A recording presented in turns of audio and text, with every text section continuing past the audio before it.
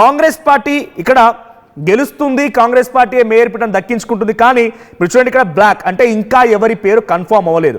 So ఒకసారి కార్పొరేషన్కి సంబంధించి అప్డేట్స్ పైన ప్రతినిధి గంగారెడ్డి సిద్ధంగా ఉన్నారు.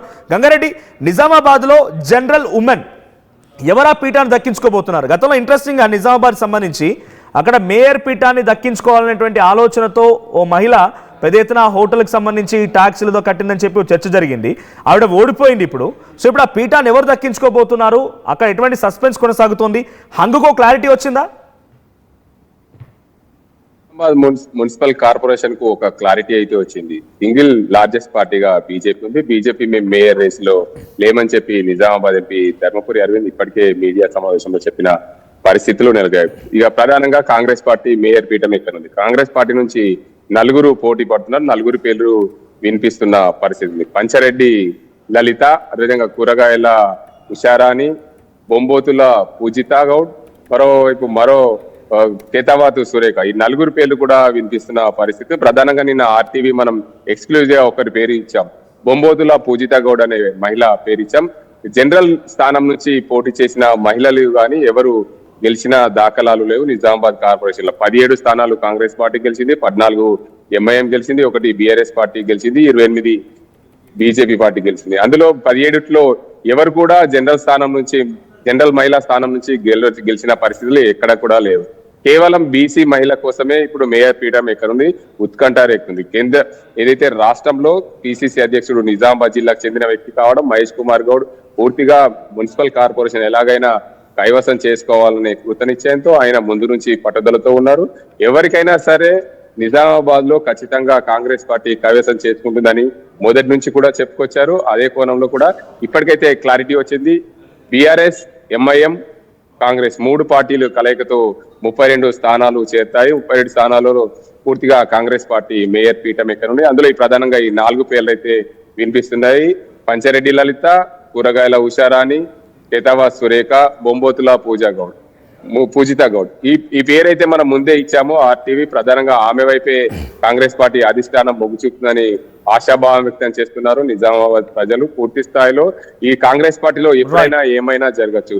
కాంగ్రెస్ పార్టీకి సంబంధించి చూసుకుంటే సీల్డ్ కవర్ లో మాత్రం రేపు ఉదయం 11 గంటలకు డివిజన్ నిజామాబాద్ కార్పొరేటర్లు అందరూ 11 గంటలకు నిజామాబాద్ మున్సిపల్ కార్పొరేషన్ హాల్లో హాజరు కావాలని చెప్పి జిల్లా కలెక్టర్ సర్క్యులర్ జారీ చేశారు. 11 గంటలకు హాజరైన తర్వాత అందరినీ ప్రమాణ స్వీకారం చేస్తారు. 12:30 ఏదైతే సీల్డ్ కవర్ లో మేయర్, డిప్యూటీ మేయర్ల ఎన్నిక జరుగుతుందో అప్పుడే సీల్డ్ కవర్ ప్రకటిస్తామని చెప్పి కాంగ్రెస్ పార్టీ అధిష్టానం సీరియస్ గా ఆలోచిస్తుంది. మరోవైపు ఇప్పటికే ఎంఐఎం సంబంధించి డిప్యూటీ మేయర్ ప్రకటన పూర్తయింది. ఎంఐఎం తొలి మహిళగా డిప్యూటీ మేయర్ గా మైనార్టీ ఎంఐఎం పార్టీకి దక్కిందనే చెప్పాలి. ఇప్పటికే పూర్తి స్థాయిలో ఇటు నిజామాబాద్ కార్పొరేషన్ కి అయితే ఒక కొలిక్ వచ్చిందని చెప్పొచ్చు. Manoj right, Gangareddy please be on hold. మన మున్సిపాలిటీ గురించి కూడా మాట్లాడుకుందాం. సో బిఫోర్ దాట్ నిజామాబాద్ సంబంధించి మా ప్రతినిధి గంగారెడ్డి చెప్తున్నట్టుగా డిప్యూటీ మేయర్ ఎంఐఎం కి, మేయర్ కాంగ్రెస్ కి. సో ఈ రకంగా వాళ్ళు ఈక్వేషన్స్ తో ముందుకు వెళ్తున్నారు. బీజేపీ ఇక్కడ ప్రతిపక్షంగా ఉంటామని చెప్పడంతో ప్రతిపక్షంగానే కంటిన్యూ అవుతోంది. ఇక్కడ కాంగ్రెస్ పార్టీకి సంబంధించి మేయర్ అభ్యర్థుల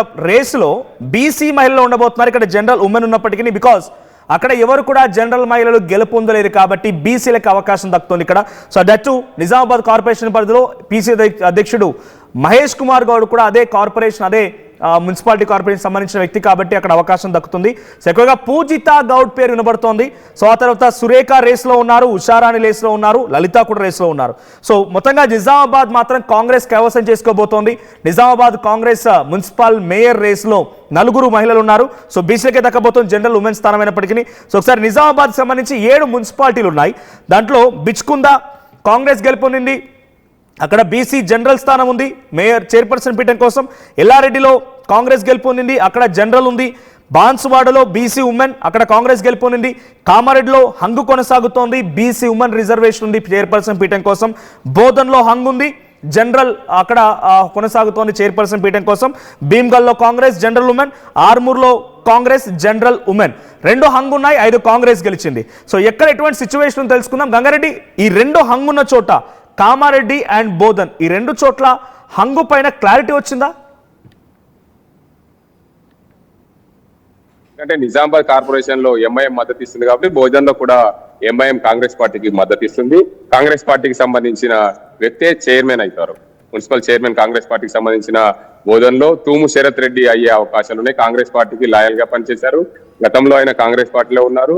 గత 10 ఏళ్ల క్రితం అతని భార్య మున్సిపల్ చైర్పర్సన్ గా ఉన్నారు. ఇప్పుడు కూడా వాళ్ళు కాంగ్రెస్ పార్టీకి రావడంతో పూర్తి స్థాయిలో కాంగ్రెస్ పార్టీ మద్దతు తెలుపుతుంది. ప్రభుత్వ సలహాదారు మాజీ మంత్రి బోధన్ ఎమ్మెల్యే సుదర్శన్ రెడ్డి కూడా అటువైపు మొగ్గు చూపే అవకాశం. మరోవైపు మరో వ్యక్తి కూడా దాము అనే వ్యక్తి, అతను లాయల్ గా ఉంటాడు పార్టీకి, సుదర్శన్ రెడ్డికి సన్నిహితుడుగా ఉన్నారు. కానీ ఇద్దరి మధ్య పోటీ అయితే తీవ్రతంగా ఉంది. ఇద్దరిలో సీల్డ్ కవర్ లో ఎవరి వైపు సుదర్శన్ రెడ్డి మొగ్గు చూపుతారో ఆ ఇద్దరిలో వారు ఒక్కరే బోధన్ మున్సిపల్ చైర్పర్సన్ అయ్యే అవకాశాలు ఉన్నాయి. మనోజ్, మరోవైపు కామారెడ్డిలో చూసుకుంటే హంగ్ ఏర్పడింది. హంగ్ లో భాగంగా అటు కాంగ్రెస్, బీఆర్ఎస్, బీజేపీ మధ్య పోటీ తీవ్రంగా ఉంది. కామారెడ్డిలో ఇప్పటికే కామారెడ్డికి సంబంధించిన కౌన్సిలర్లందరూ కూడా హైదరాబాద్ లో రిసార్ట్స్ లో ఎంజాయ్ చేస్తున్న పరిస్థితి. అందులో భాగంగానే ఇప్పటికే బీజేపీ, బీఆర్ఎస్ కలిసిపోయిందని చెప్పి ఊహాగానాలు బయట జరుగుతున్న పరిస్థితి. కానీ ఖచ్చితంగా ఏదేమైనప్పటికీ మొదటి నుంచి కూడా కాంగ్రెస్ పార్టీ చెప్తుంది, ఉమ్మడి నిజామాబాద్ జిల్లాలో 7 మున్సిపాలిటీలు, మున్సిపల్ కార్పొరేషన్ ఖచ్చితంగా కాంగ్రెస్ పార్టీ ఖాతాలో వేసుకుంటామని పిసిసి అధ్యక్షుడు మహేష్ కుమార్ గౌడ్, బోధన్ ఎమ్మెల్యే ప్రభుత్వ సలహాదారు సుదర్శన్ రెడ్డి, రూరల్ ఎమ్మెల్యే భూపత్ రెడ్డి, అదేవిధంగా మరో ప్రభుత్వ సలహాదారు షబ్బీర్ అలీలు కరాఖండిగా చెప్పారు. నిజామాబాద్ జిల్లాలో 7 మున్సిపాలిటీలు, ఒక కార్పొరేషన్ ఖచ్చితంగా కాంగ్రెస్ ఖాతాలో వేసుకుంటామని చెప్పారు. అదే కోణంలో కూడా కామారెడ్డిలో అదే జరుగుతుంది. ఖచ్చితంగా కామారెడ్డిలో చూసుకుంటే మొత్తంగా కామారెడ్డి మున్సిపాలిటీలో చూసుకుంటే ప్రధానంగా కాంగ్రెస్ పార్టీకి 19 సీట్లు వచ్చాయి, బీజేపీకి 16 సీట్లు వచ్చాయి, బీఆర్ఎస్ కు 11 సీట్లు వచ్చాయి, 3 ఇండిపెండెంట్ వచ్చాయి. ఇప్పటికే 3 ఇండిపెండెంట్లు కాంగ్రెస్ పార్టీ వైపు మొగ్గు చూపారు. మరో బీఆర్ఎస్ పార్టీలో ఉన్న మరో 3 కార్పొరేటర్లు, ఏదైతే మైనార్టీకి చెందిన కార్పొరేటర్లు, వాళ్ళు కాంగ్రెస్ పార్టీకి వచ్చే వైపు ఉన్నట్లు సమాచారం వాళ్ళు ఇంటర్నల్ గా సాగిందని చెప్తున్నారు. ఏదేమైనప్పటికీ ఎలాగైనా కాంగ్రెస్ పార్టీ కైవసం చేసుకోవాలని ఉంది.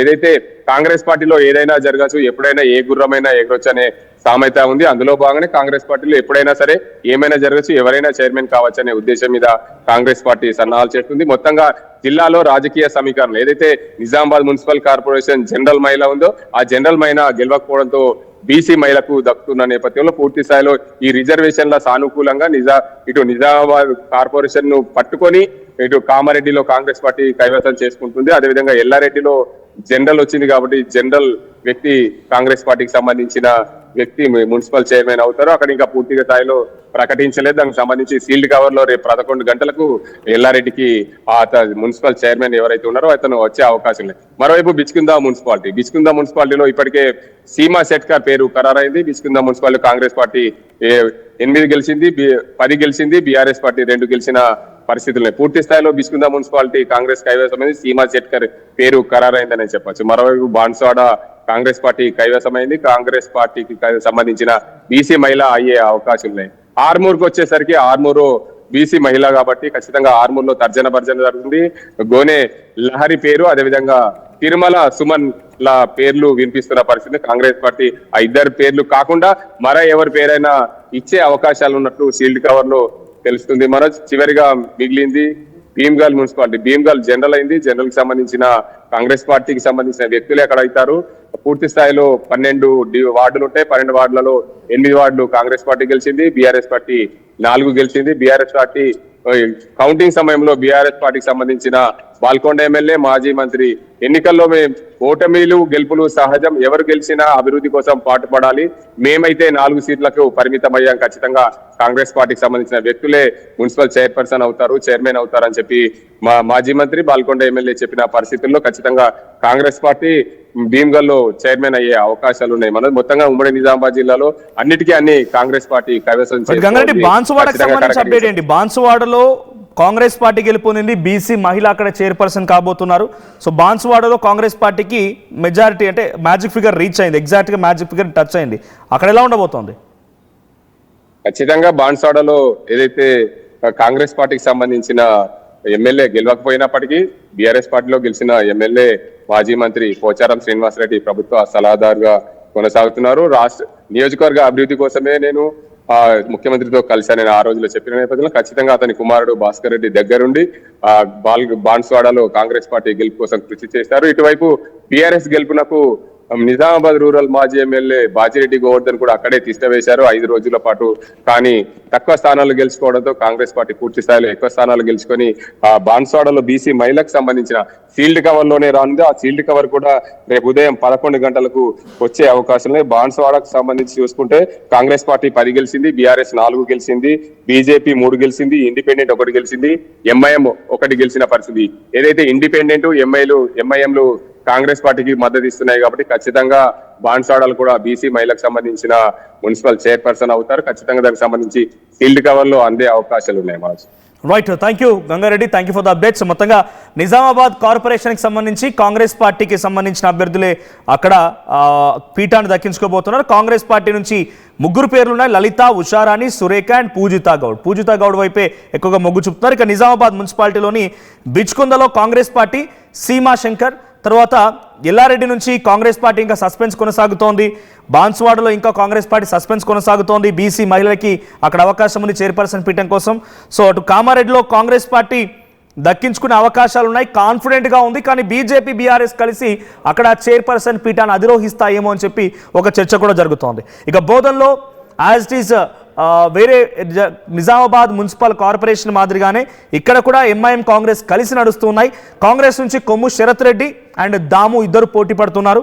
సో భీమ్గల్లో కాంగ్రెస్ పార్టీ ఇంకా సస్పెన్స్ కొనసాగుతుంది, సీల్డ్ కవర్లోనే రేపు అభ్యర్థి ఎవరనేది కన్ఫర్మ్ అయ్యే అవకాశం ఉంది. ఇక ఆర్మూర్ నియోజకవర్గానికి సంబంధించి ఆర్మూర్ మున్సిపాలిటీలో కాంగ్రెస్ పార్టీ గెలుపొంది, జనరల్ మహిళా రిజర్వేషన్ ఇక్కడ. సో దాంట్లో గోనె లహరి అండ్ తిరుమల సుమన్ ఇద్దరు కూడా పోటీ పడుతున్నారు.